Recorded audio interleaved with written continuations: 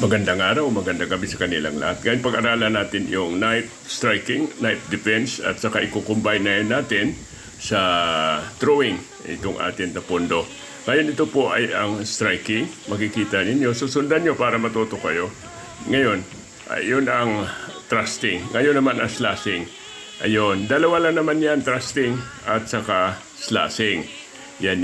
Ngayon, gagamitin natin yan pag kayo sinaksak kung paano natin. Yan, mostly magagamit natin yung slashing. Kasi iyon ang i-defense natin at ang patama sa kanyang braso. Now, pag sinaksak kayo, yan, sugat na yan. Pag sugat na, bitawan niya na yung kanyang knife. Yan, pero importante pa rin umilag tayo bago natin sa lagyan natin knife at saka ang tama sa braso niya. Pag tinamaan sa braso yan, ay sigurado yan, laglag na yan. Tapos, pag lalaglag na yan, combine natin ngayon ang throwing ng tapondo. Ayan, papakita ko.